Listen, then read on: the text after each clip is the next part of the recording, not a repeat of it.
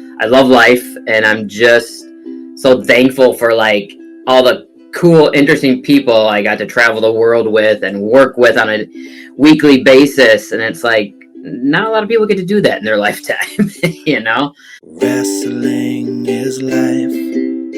Wrestling is life. Wrestling is life. Is wrestling. Welcome, everyone, to another episode of Wrestling is Life is Wrestling with Cody Diener. I am Cody Diener, and I am a professional wrestler. I'm a professional wrestling producer with TNA Wrestling. I'm a professional speaker traveling all across North America, sharing my story across the nation to young people in schools, conferences, and places of business. I am a dad of 4 awesome kids and a husband to 1 beautiful and amazing wife. And this is my podcast.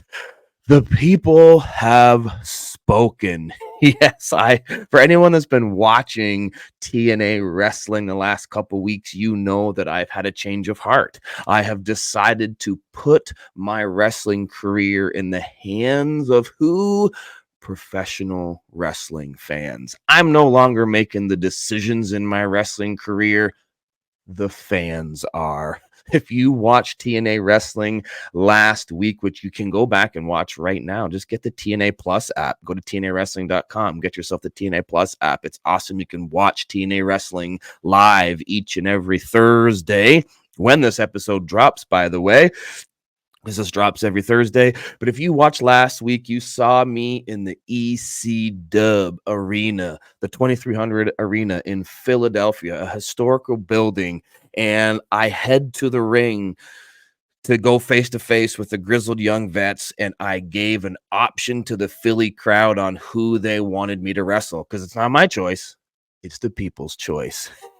And for those wondering, this was 100% a shoot, as we call it in wrestling. I let the fans decide literally in the moment which guy I was going to wrestle, and whoever they chose, I was going to choose that person because I listened to the people.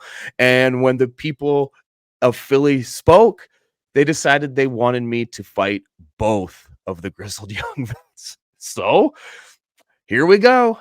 I wrestled both of them in an impromptu 2-on-1 match. 2 guys against me. Might not have been the smartest choice, but hey, I'm a man of the people. I got to listen to the people because I'm the people's choice. So for those wondering how that occurred, it literally happened in the moment.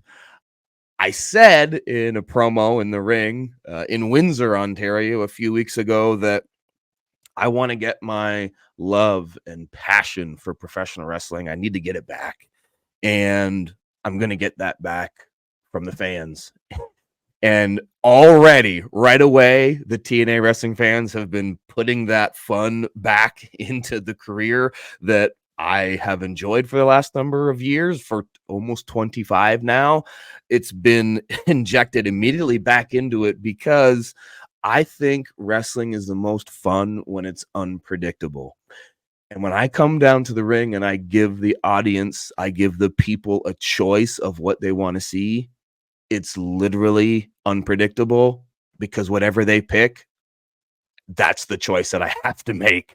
I wasn't expecting Philly to say both, but hey, I got to go with both. If you are listening to this and you have no idea what I'm talking about because you missed the show, like I said, go to TNA Plus, go to TNAWrestling.com. You can get the app. You can find a lot of clips and things on YouTube, on the TNA Wrestling YouTube page. I've been putting up some clips on my social media at Cody Diener. I'm having a blast with this already. It's already injected some fun back into what I'm doing on TV and what I'm just doing with my career in general. So Philly, it might not have been the smartest decision, but thank you at least for making it fun, and continue to watch what I'm doing on TNA Wrestling because, hey, the people have spoken and nothing I'm doing from here on out is my choice. Like I said, it's the people's choice, and it's going to be fun. Speaking of fun, this week's guest, and the guest for the next 2 weeks, is probably the most fun I've had so far doing this show. The number one person that I've had requested to be on this show is someone that has been integral in my career, really was there the first big break that I got on television wrestling as a character on TV was with this wonderful lady known as ODB. If you're wondering what ODB stands for because you're not familiar with her career, I'll tell you a secret. It's one dirty bitch. But she is awesome in every way, and I've known her for many years. When I first started with TNA back in 2008, 2009, I was paired with ODB, and this was just such a fun conversation that we had. I'm so thankful that she came on here, was open and honest, and you might have some expectations of what you think ODB is all about. Well, I think she's going to prove some of those things wrong in this conversation. We do a deep dive into her career and to our how our careers cross paths over the next 2 weeks. We have just such a wonderful conversation. So I'm looking forward to it so much. So thank you for joining us and supporting this project known as Wrestling is Life is Wrestling. Other ways you can support this project that we got going on, bringing you some great content for free each and every week. You can support by going over to my Patreon, patreon.com/Cody Diener. There's every single episode goes up early and ad-free. The full 2 parts get put together with no intro, no outro, no commercials. The entire ODB conversation is up right now at patreon.com/Cody Diener, as well as a bonus story. This bonus story with Jess with ODB is so hilarious. It came out of left field. I wasn't expecting it. Just go and check it out. Get yourself a free trial right now over at patreon.com/Cody Diener. Listen to this bonus story. It's a never before heard moment of when we wrestled each other. I didn't even know this. And I was in the match and I didn't know that this thing happened with ODB. It happened. And she tells the world in our exclusive never before heard story. That's over at patreon.com/Cody Diener. Get a free trial. Go check it out. Other ways to support is by going to restwhendead.ca or Rest When Dead clothing on Instagram. Get yourself some wicked awesome Rest When Dead swag. If you're watching this on Cody Diener podcast, my YouTube page, you can see some of the swag I'm wearing right now. That's all available at restwhendead.ca. If you need some supplements to help boost your workouts, help you to conquer, evolve, and overcome your health and wellness and everything that you're working through right now in terms of staying healthy, staying fit, head on over to ceofit.ca. Check out all the wicked awesome supplements they got over there. You can also get a cameo from me for you or a loved one at cameo.com/Cody Diener, or you can get yourself a wicked awesome tee at prowrestlingtees.com/Cody Diener. You want the Wrestling is Life is Wrestling t-shirt? It's up right now. prowrestlingtees.com/Cody Diener. If you're an indie promoter, you want to book me on your event, go to bookcody@codydiener.com. That's my personal email. Book Cody at codydiener.com. Let me spread my love of professional wrestling with your fans because, hey, I'm the people's choice and they want to have some power. I'm putting the power back in the wrestling fans. Let me do that at your show today. Book Cody at codydiener.com. You heard me say at the top of the show that I'm also a professional speaker. Man, my schedule for speaking has just amped up. It always amps up right here as the spring starts to come in and the flowers start to bloom. That's when I really hit the road. I start traveling all across North America, coming into schools in Canada, the United States, sharing my message. If you'd be interested in bringing me to your school, if you're a parent, maybe you're sitting on a PTA board or you know a teacher at your school and you're like, man, you know that they're looking for a speaker, some motivating thing to do at their school for their kids, go check out chrisgrayspeaks.com. That's Gray with an A. chrisgrayspeaks.com. You can see what all my speaking stuff is all about. And you can see how I use the power of story and powerful storytelling techniques to really reach kids and motivate them and inspire them through my story. And then I hang out with the kids after they share stories with me. It's a second career that I found for myself a number of years ago. I absolutely love it. If you want to learn more about that, like I said, go to chrisgrayspeaks.com, my booking email. There's a booking page. If you're just wanting to learn more about that, please hit me up. I'd appreciate that very much. Speaking of stories, we got some stories to tell today with our guest, ODB. ODB, For those that are not familiar, she was part of the true original women's revolution. And if you don't know what I'm talking about the women's revolution in TNA wrestling. When TNA wrestling hit its peak with Spike TV back right when I came in around 2009. Now, I'm not saying I was a result of that. I caused that spike, but I came in at such an amazing period of time for TNA wrestling when they were on Spike TV. The world was talking about the product, and the one thing that they were talking about in the highest rated segments of every show each and every week, it was the TNA Knockouts. And one of those knockouts that was part of that true women's revolution in wrestling was my guest that we're going to have today, and that's ODB. Now, she's been in the business for a very long time. We're going to get into that. She's also a thriving businesswoman who currently runs Big Al and ODB's Meet and Greet or food truck company. She's also the first TNA Knockout to ever share her story in written form and written a book. Yes, she has a book, and it's awesome. You need to read it. So here's what we're going to do. Just go to the show notes. You want to learn more about ODB and her Meet and Greet food truck? It's the links in the show notes. You want to buy the book? The links in the show notes. Go check these things out. And if you're not convinced by me telling you to go check these things out, you're going to be convinced after this conversation today. So let's jump into it. Let's jump into part 1 with my friend, my on-screen girlfriend for a while in TNA. And just like I said, my friend, and definitely soon to be yours. Let's listen to part 1 with ODB. Bam.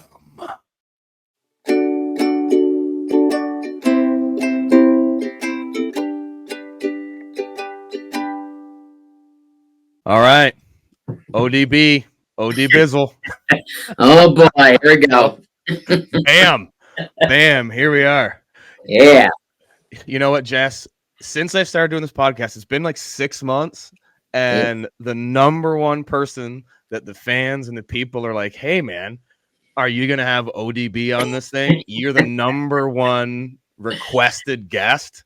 Well, shit. Well, yeah, I was like, of course I'm going to have ODB on this thing, but I can't start. I mean, you can't start with the main event. You got to start with the opening match, and you got to build to the main event, right? Get some good Carters in there, and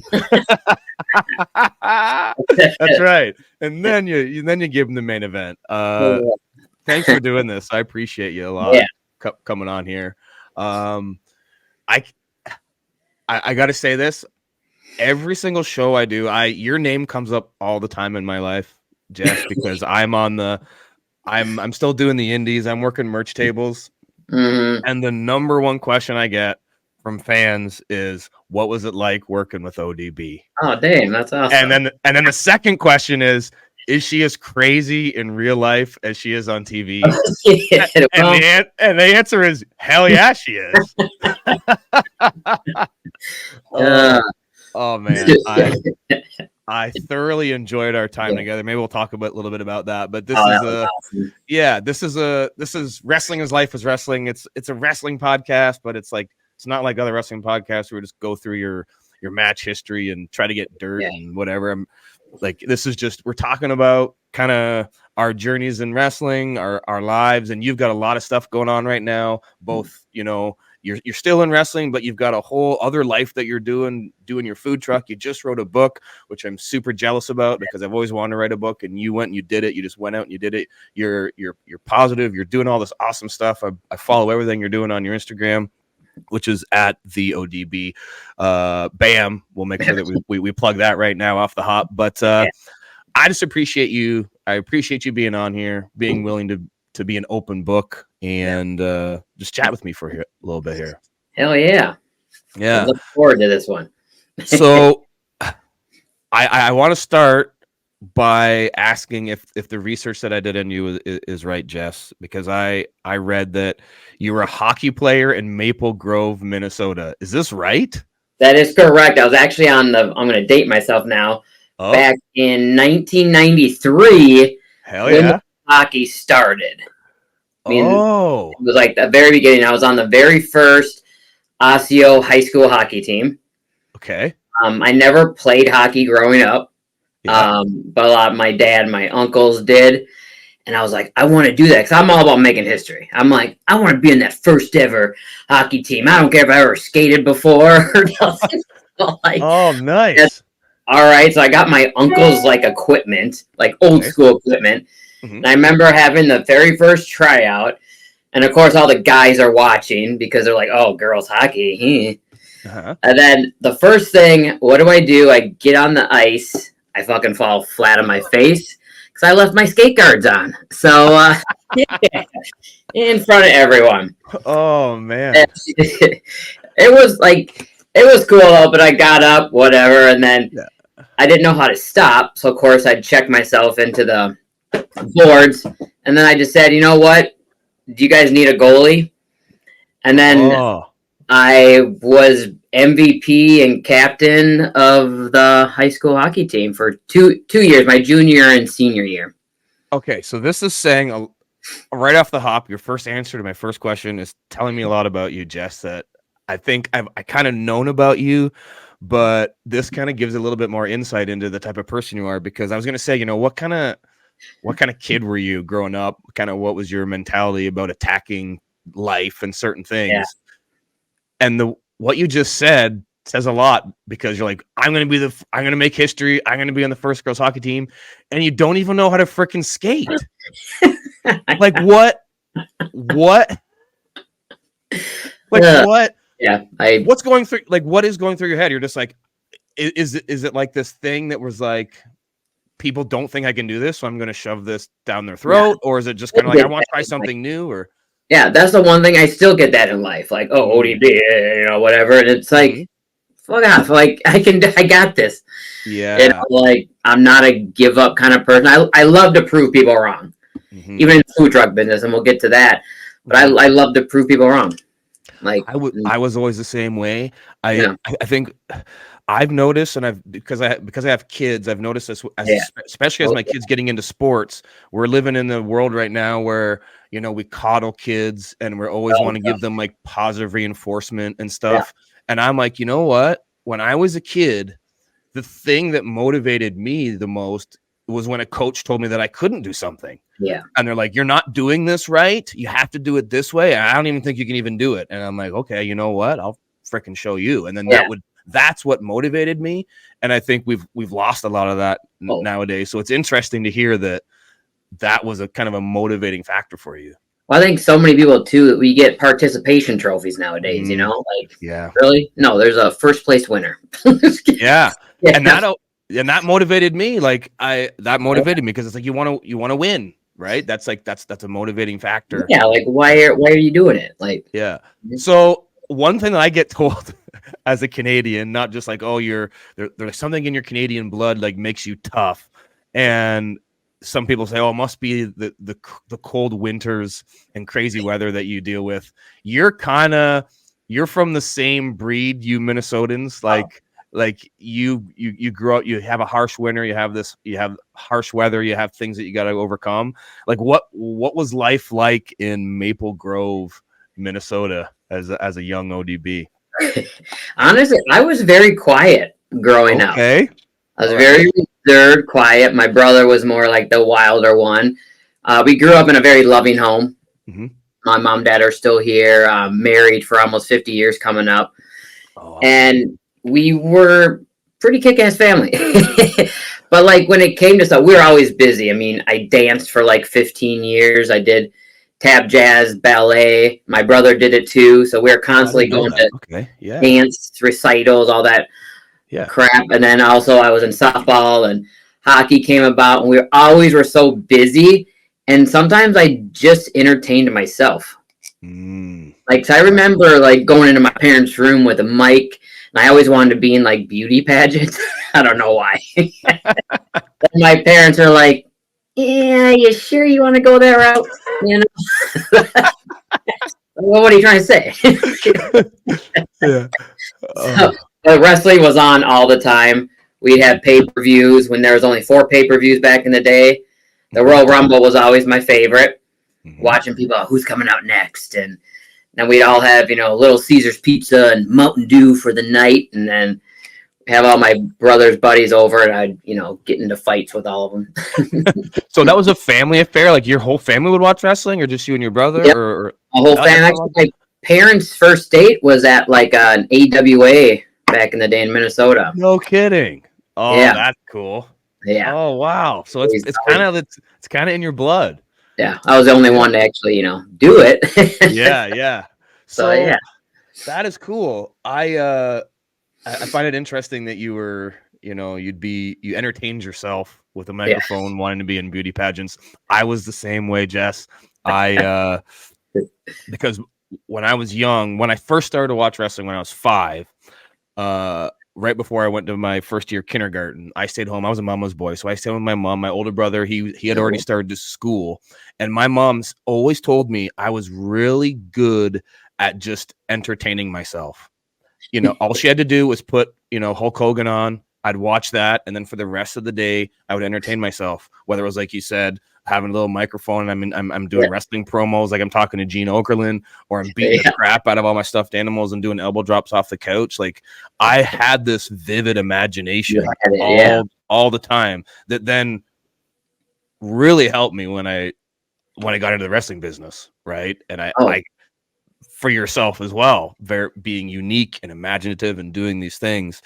It's funny how sometimes the things that you don't realize from your childhood are going to help you in life as you get older, become really key factors in a job that is an unusual one, which makes me out, by the way.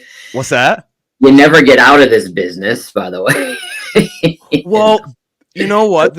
Part of the reason I even named this podcast what it is wrestling is life.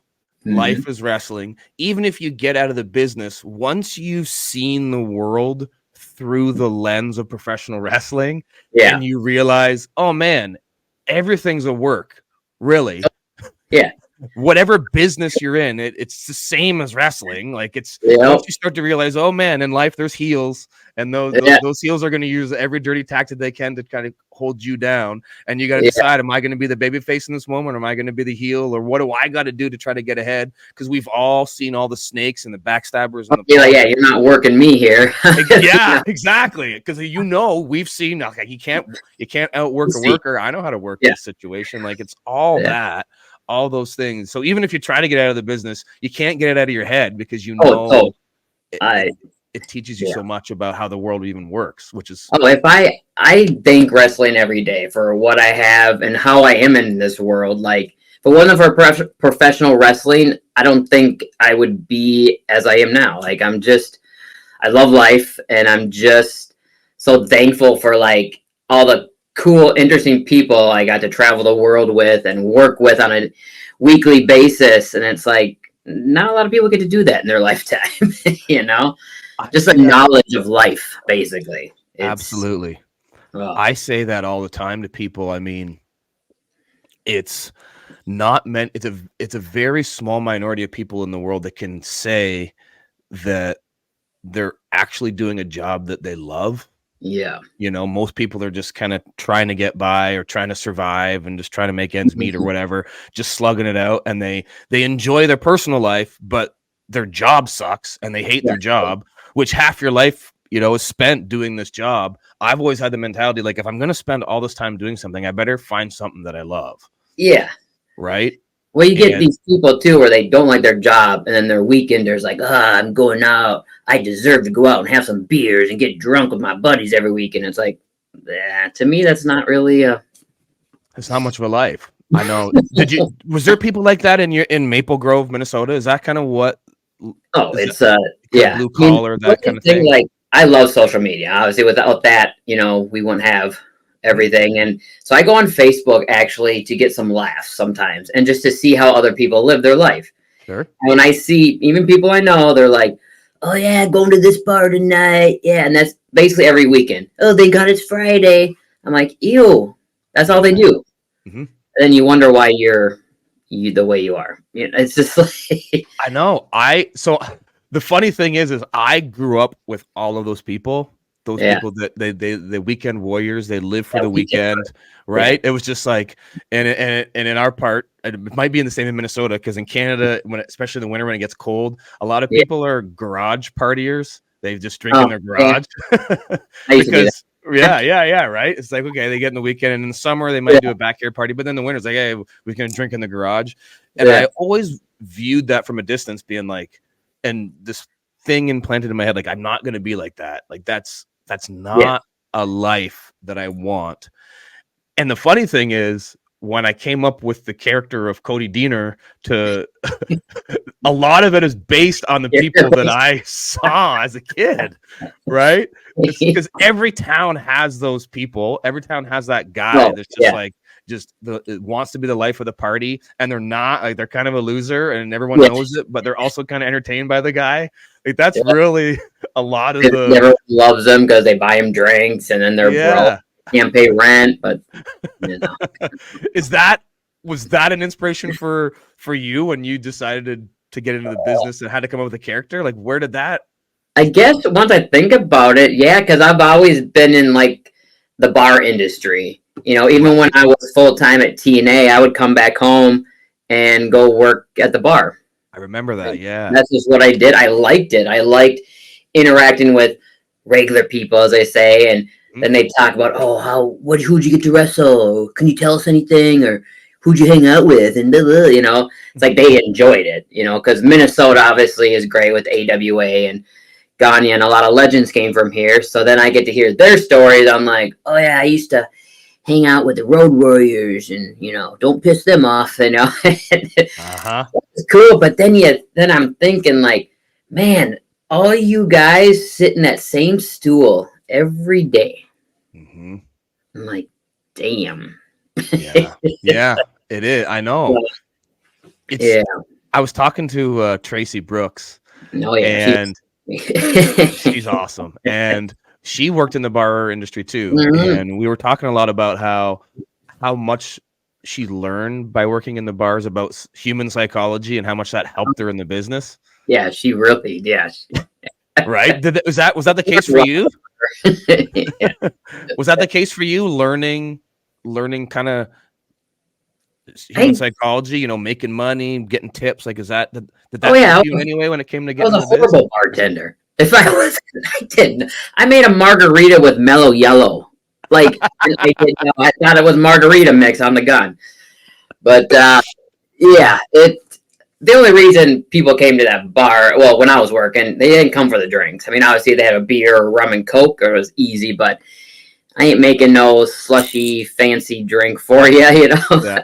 It's like, but then that's when I learned. I'm like, oh, I can work these people. Like, yeah, Right. Yeah. So and what too. what was first for you, working in the bar and then you got into the wrestling business, or did you get into the bar business after you got into started to wrestle? Like, I was, yeah, when I first started training, I was working at a restaurant, Joe's Crab Shack. okay. And so I started that, and then I started my wrestling training in Okay. 2000. So yeah, so I was always like, obviously that was the easiest job to have because it was very Yeah. flexible. In Mhm. case, hey, I need the weekend off. I got to go make $50, 10 hours away. The average person doesn't realize this. Like, every indie wrestler that just heard you say that knows exactly what you're talking about, but not many people, the average person really consider that when they listen to the stories of a pro wrestler and realize how much of your life Oh, it's you put on hold or alter simply to give yourself freedom to go do this crazy thing, that the chances of you making it are extremely slim. oh god, yeah. Right? Yeah. Like, Yeah, I mean, I miss like those days, like the journey of being broke, but I enjoyed that part. And I look back at it, I'm like, I don't know if I do that again. Shit, I don't know if I do a lot of stuff again. But you just think you're like, you had the coolest people around you. I mean, me and Tracy Brooks, we traveled the roads for a long, long time together, and thankful for her. She was kind of like the mom. now she bitches at me because I cook for a living, and she's like, "Bitch, you didn't cook me nothing." That sounds like Tracy. I was like her kid, basically. You know, she took care of all the bookings and Really? Okay. So she was helping like get you on shows. yeah, because I always was attracted to the freaking Canadians. They always, for some reason, like, you know, I met EY at a SmackDown in Green Bay, and we literally followed each other to Nashville, Tennessee, because that's where he was heading, and I was heading there to see what was going to happen. Yeah. And then Tracy was already down there, and then started living with her. But it's just then you working with you, and then working with your best friend EY, and it's like, Jesus. Yeah, can't get away from us crazy Canucks. Right? So I want to talk all about that, but I kind of think linearly because I in this journey of you getting into wrestling, you were on or tried out for WWF Tough Enough. Oh, yeah. Was that before you started training or after? Had you already started to train or what? Nope, I have not. I never stepped foot in a ring yet, but I was in the process of like, oh, I want to do this, but the fast way to get in there. Let's send out to WWF, and that was the first season, right? Like the first season. One, yeah. Okay. And I got the call, and so I made it to like 250 people, I think. Got sent to New York remember when they had the WWF restaurant out there. And so we got sent out there, did some interviews, and I was still very reserved. I was very quiet, and I think I had maybe one tattoo, and it was crazy because I was very quiet, but I remember walking in, and Al Snow remembers this.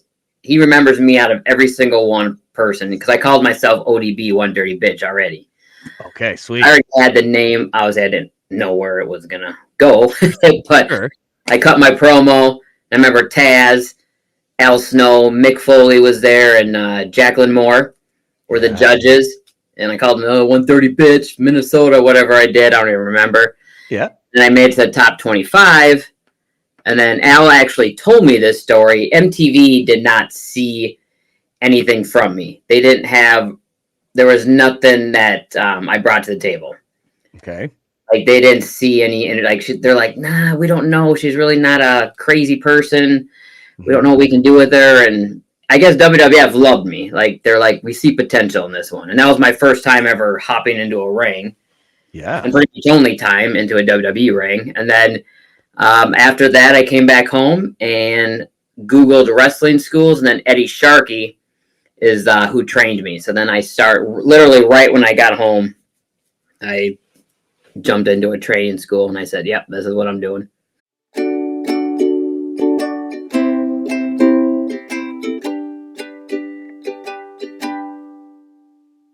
All right, we're going to take a break from our conversation to have another conversation. Before I bring this special girl on, she needs like a little bit of intro music just for her for coming on here. Don't make it too loud. Don't make it too loud. Okay, well, you might need to plug your ears because I don't know if it's going to be too loud or not. Let's see if it is.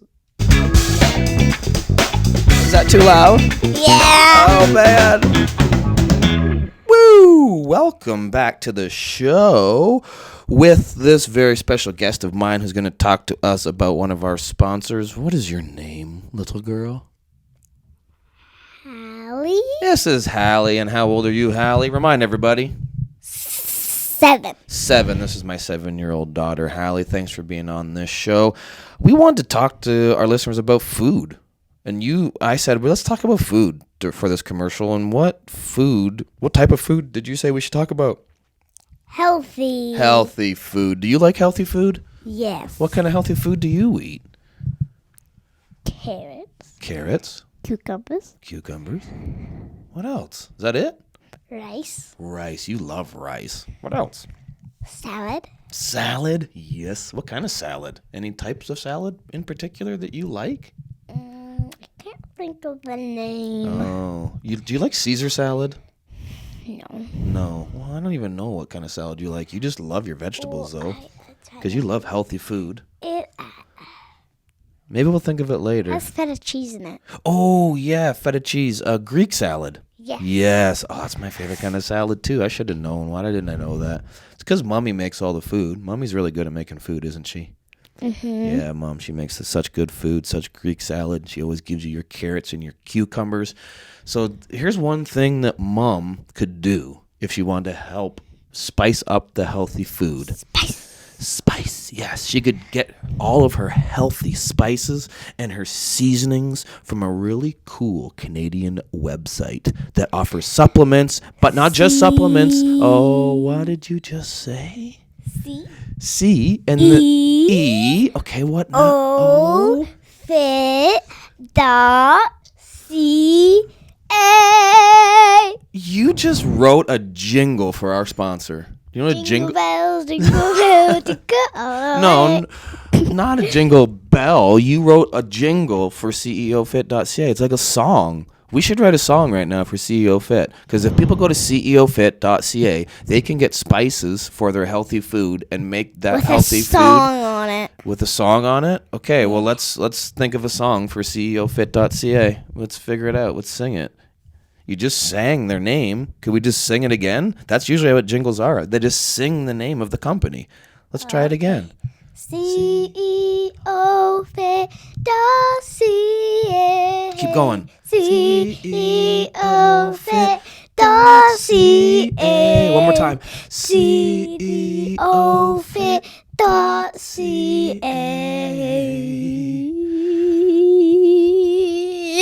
What an amazing ending. Our sponsor, ceofit.ca, is going to be so happy that my 7-year-old daughter, Hallie, wrote a jingle for them, because now our listeners aren't going to be able to get that song out of their head. They're going to be walking around all day. They're going to go to work after listening to this podcast. They're going to be driving down the road in their car on their way to work, listen to this podcast. Then they're going to remember this jingle. It's going to be stuck in their head all day. Keep going. Yeah. ceofit.ca.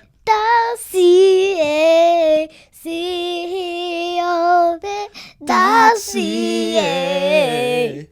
They're going to have that in their head all day long, and they're going to remember to go to ceofit.ca. Oh, we should tell them this, because as they're singing that jingle, they should know that if they go get these spices for their healthy food and their supplements, if they spend over $120, this is for our Canadian listeners only, we got a special deal for you, over $120, what happens? What do they get?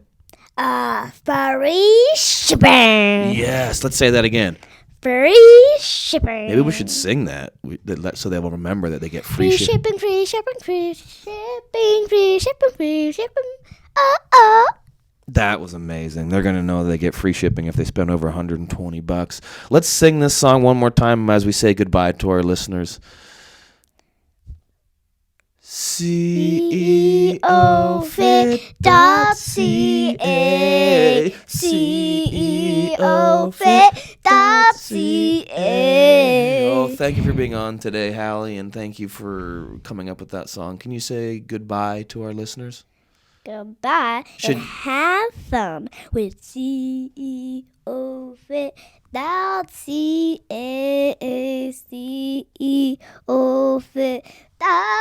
ceofit.ca. Bye.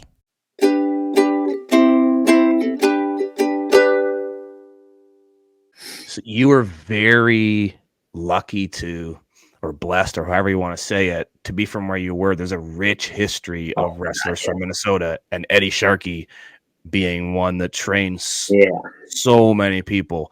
What if you could kind of narrow in on one or two things that you really learned from wrestling school, from Eddie Sharkey and that training experience? What would it be? Like, what did that really teach you about yourself?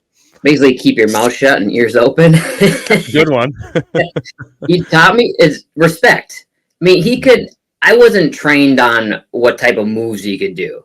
Mm-hmm. Obviously, you learn how to do their, back bumps and all that. But it wasn't like, okay, today we're going to do her coronas. Every typical girl did it. And we're going to do this and that. And I'm like, I just want to brawl. Like, I just want to, and learn the business. Like, I was traveling with all the guys. Like, Sean Davari at the time was there. Then Austin Aries was there. And we would travel and take a truckload of people to, Wisconsin. But it was just, the respect, which I think is totally lost nowadays. Yeah. Well, you also, that's a time that I've interviewed and had conversations with a lot of girls for this show and just privately that grew up in that era. Yeah. there was slim pickings on who you could work Oh. with, right? And there wasn't nearly as many females to work. Like really in each city or town or promotions, there usually was only like one girl. So Yeah. you're having to learn. I don't think people realize, like, it's harder to get better, for one, because you have to wrestle people that are better than you to get better. And if you're only wrestling the one girl in that promotion that's has less training than you or the same amount, like, it's hard to kind of grow. Yeah.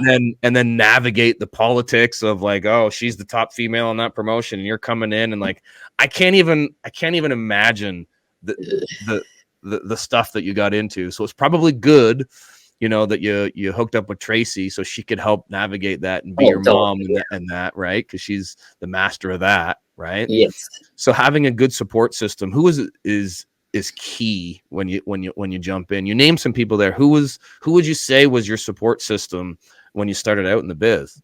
Sean Davari, definitely. Yeah. I actually me and him wrestled a lot. Oh, okay. Yeah. Yeah. Because it was nice. I mean, I think I was bigger than him back in the day. But just like, and he played just an awesome character, and he knows how to work it. So it's like, okay, you got a guy, you got a girl, wrestle like that. Don't be, don't wrestle like if the guy hits you, your ass better not be getting back up, So I think that's when the characters kind of started. I think every match I had was kind of like, all right, now I got to really think how to do this. And sometimes Davari's like, let's just go in there, see what happens. I'm like, what? We're just going to go in there and see what happens? That's scary when you're that new to business. I did that a lot my first, even going to OVW, we had to do that a lot. It was just like, all right, you're coming out of that locker room, If I see you guys talking, you're not going out. And that's when we didn't have phones. I mean, I think I had maybe a flip phone back then, but it's not like you're going to, we weren't taking selfies. We weren't really messaging people. That teaches you, I think about stuff like this all the time, like how important of a life lesson that is, because, life isn't like modern wrestling where you get to plan out every single thing that's going to happen and everything's going to go as planned. Like, life is much more like a wrestling match where you go out and go, let's see how it goes. Right. And let's see how it goes and learn how to respond accordingly, because you never know what you're going to get. You never know what's going to happen. So we better you got to be able to think on your feet. Yeah, because I remember where we had OVW. I mean, we wrestled we had 5 shows a week back then. I remember being in the ring with Kelly. She just started, and then Alicia Fox. Mm-hmm. And we couldn't talk about anything. I was like, oh, shit. But it was great. They listened to me. And that's when I'm like, okay, well, I was like 7 years in the business, so a good amount of time. Yeah. But it was great. They listened, and it was, I mean, that's kind of hard to do, especially when there's 3 of us in there and trying to figure out. I'm like, you just do you. I'll just watch out. Yeah. So how long were you in OVW? I was there for 2 years. Okay. And who was the head trainer when you were in OVW? That was Al Snow. So Al Snow, and then Robert Gibson was there, and Danny Davis still owned it. So WWE still owned it, and I was the non-contract person, but Al pushed for me to be in the contracted class. Okay. So I was involved in wrestling all the girls that were getting paid. How was that mentally? It was hard. Because then, they're getting paid, back then, like $750 a week, I think. Sure. And, just watching them work. I mean, I still remember the day when, Maurice came in, Kelly, and then Alicia Fox. Great girls, but of course, being a wrestler, who are these girls coming in, Yeah. But they ended up doing good. And then, you had Beth Phoenix was there. She was just getting called up. I think Mickey was already done. Melina was already, they all were all called up. And then, so basically had me and Serena Deebs, 2 non-contract girls. And then that's when we built the OVW women's title. And then it's funny because I remember, because we always had WWE people come, and watch, people. And then they're like, why is 2 non-contract girls on, top of the division. And Right. I was like, well, why don't you assign them? They're like, no, they don't fit what we want. And John Laurinaitis was one of them. Like, he didn't care for me. Or did you sit and have a conversation with him, and like, would he tell you that and be honest with you? Time or day? No. No. So that was kind of a knock on you from day one, from the, I guess, corporate wrestling, without lack of a better word. Like, you were always just seen as you just don't fit the mold. Yeah. And I get it. I mean, back in the day, that was all diva looking. It was just, they were going in a different direction then. I mean, every year they change, but sure. But yeah, because then it's like in 2007, that's when I got the call from TNA, Terry Taylor, said, hey, we want you to be part of the first ever knockout division. And then I remember that night, Triple H and Shawn Michaels came in, and I grew some balls, and I'm like, I got to go talk to Triple H. I got to go talk to him. And I told him, I'm like, hey, I just got a call from Terry Taylor. He's like, take it. He's like, take that opportunity. I think you'll do great in TNA. He's like, unfortunately, Vince doesn't like your look. He's like, I think it's great. You have a great character. I love the dirty bitch. I love it all. But take it. So he could have been a dick and said, no, keep plugging along. But he's like, no, take it. Like, go. Go be you. That's awesome. Yeah. Oh, good for him. That's good. Right. So what does that do to you, I guess, mentally? Was there ever moments where you were like, you're seeing these girls come in, they're making the money, they're automatically going to the main roster. Was there ever a temptation to try to mold yourself into the diva thing? Like, because for me, I know I would always look at the things and go, okay, well, who are they hiring right now? And when I first started, I wrestled as Cody Steele. I'm like, well, everyone's jacked and tanned and long hair and wears, trunks. So I, got a tanning bed membership, got as big as I possibly could, grew my hair and wore trunks. Yeah. Like, I'm trying to get a job. Was the temptation there, or were you always deciding, nah, I'm going to be me? Or was there ever that temptation to? There was a little bit of both. I remember there was a lot of blonde, so I did lighten my hair up a little bit. Okay, sure. When I was at OVW, and then when I left for TNA, I'm like, well, maybe blondes make it, So I did do that thing, but I still stayed true to myself. I was just like, I don't want to be. I just wanted to be me, and I think I look at my whole career. I'm like, a lot of wrestlers what am I trying to say? Like, they weren't allowed to be themselves. Yes. Like, no one ever gave me the character. I did it myself. I got, in trouble a few times, but And there's something about the satisfaction you get when you do succeed, that you succeeded as your authentic self rather than succeeding at this phony thing that got handed to you. Yeah. That you stayed true. There's a different level of satisfaction there when okay, this is something that I did, something that I created. That was the same for me. I was trying to get a job with the WWE with the long hair and the tan and the trunks, right. And I was having good matches, but I grew balls like you did when you decided I gotta go talk to Triple H, and you grew the balls. Finally, I'd done all these dark matches. I grew the balls. I'm like, I gotta talk to somebody. I went and talked to Arn Anderson because he was, and I just went to him and said, hey, because there was one time that I got in the ring. I was with Sean Spears and Arn Anderson. We rolled around the ring, and he like praised the hell out of us, said that it was awesome. Told John Laurinaitis we should have a dark match that night. He was awesome. So I knew that he appreciated my work. Yeah. So I went up to him once. I said, hey, like, why am I not signed? Like, what do I got to do? He goes, he's like, hey, kid, you got to be different. He goes, we got a lot of tanned, in shape guys with long hair wearing trunks. Okay. You got to do something different. And then that clicked for me and realized, okay, now there's different ways of being different. I'm never going to be different in the sense that I can be bigger than other guys, because there's only one Big Show, and I can't control my height. I'm never going to do what Rey Mysterio does. I just can't. I don't have those physical abilities. What can I do to be different? I'm like, well, I know I can look different. So I cut that long hair into a mullet, and I grew a handlebar mustache, and I started acting like the guys in the trailer parks that grew up in the small town I was from, and we were off to the races, right? Yeah. So I wasn't like you in the sense that I wanted to be different right away. That was something that I had to learn. Yeah, to learn. Yeah. You know, I had to learn that. I didn't have the cojones to be different right off the start like you did.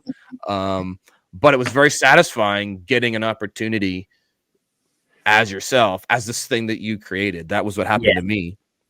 So my very first break was in TNA.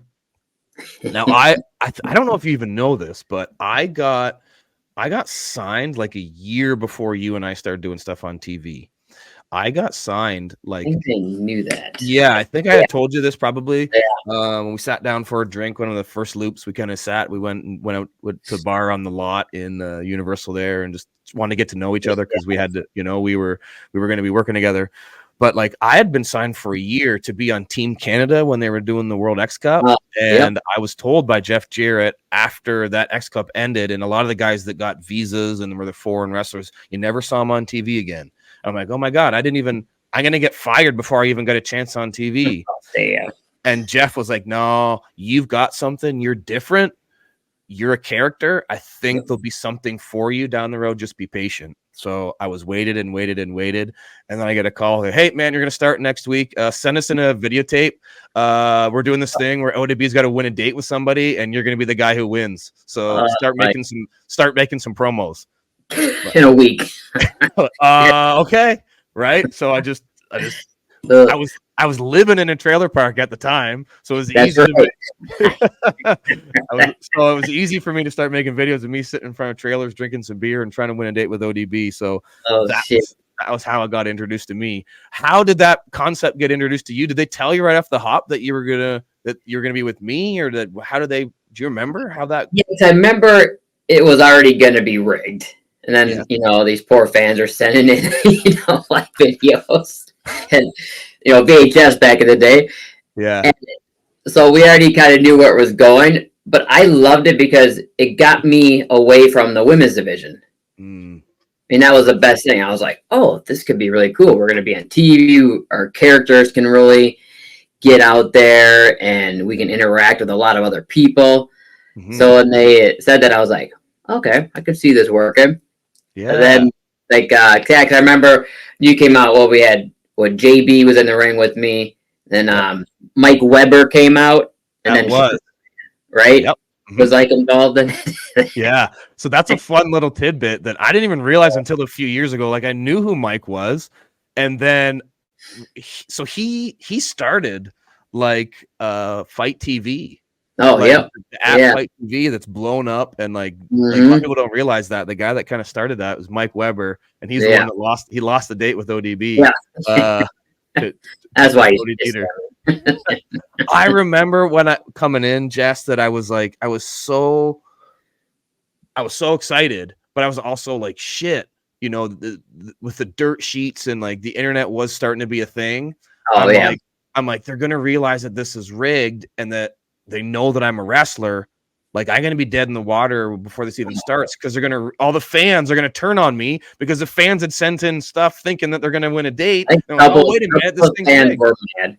Yeah, they were. And rightfully so. So I'm like, oh no, like I'm screwed. They're going to freaking hate me. and then I got to do stuff with the knockouts where I have to pretend that I don't know how to wrestle, but I have to wrestle, but pretend that I can't. That was a lot of work for you. I mean, you gotta play the character good where it's like, and then you being a professional as you are, like being a guy, getting involved with all the women, you worked it so good. You weren't afraid to have Kong slam you and, squash you or whatever. It's just like you're like, this is what I'm here for. I'm a character, and I think a lot of, like, when we got together, people forgot about the winning a date with ODB. They just saw this, and they're like, shit. Like, going to Woody Woodpecker Land as our first date and stuff like that was classic. Like, it was, because TNA didn't really have the characters. I think we were kind of like the first characters to really get on TV. And I probably told you this, but it's worth saying again, like how much I appreciated, you accepting me as a character, because you were already established. Like your character was unique into itself. Like I don't necessarily know, like it means a lot for you to say we were kind of the first characters, but you were such a defined character on that show, Jess. And everyone knew ODB. You were over as hell. Those ODB chants were loud, and like you were different. You were unique. There was no other knockout like you. So you had put in that work. And then for me to come along and you go, yeah, you can come along and we'll create this thing. We'll have some fun. Let's try it. Like that was super cool of you to just accept me so fast. That meant a lot to me, Jess. Cool. Hell yeah. Yeah. And we had a lot of fun going to Woody Woodpecker land and just going. Like, we had so much freedom too. That was the really cool thing too. Because then Vince, and then I started doing the talking trash. Yes. We split up after that because I beat you for the title, and then I think I remember doing a sit down with Hermie Sadler. Yeah. You and I did that. And it was like 10 minutes. Like, okay, I'm just gonna ask you some questions, and you guys just talk. And we were like, I think we'd done like 1 or 2 pre-tapes or something, and we're like, we don't even know what we are, and you wants to talk for like 10 minutes answering questions. We're like, right, okay. And we're figuring it out as we go, literally in the moment. I think that was the best. And when we finally had the title shot with me and you, I think that was like classic. And I thank you for being a professional and putting my ass way over for that match. Yeah. I mean, that's one of my favorite matches.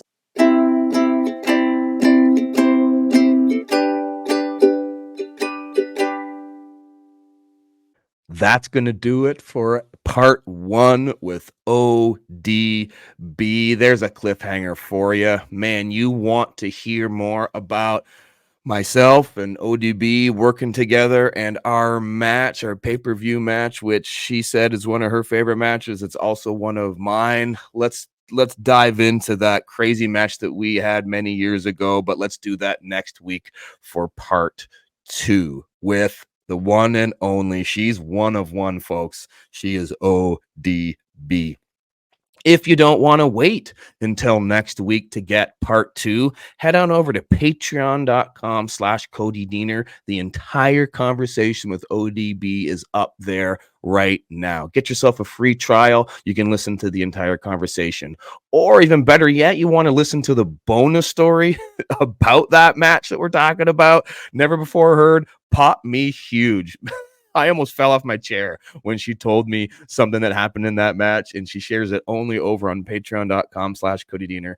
Get yourself a free trial. Listen to the bonus story. Listen to the full conversation, as well as bonus stories from each and every guest that I've ever had on this show. Where is it? It's all in one spot. It's on patreon.com/Cody Diener. If you enjoyed today's episode, please take a screenshot, share it on your socials, tag me in it, tag ODB at the ODB BAM, and let her know how awesome she was as a guest today. And I'm so much looking forward to part 2 next week.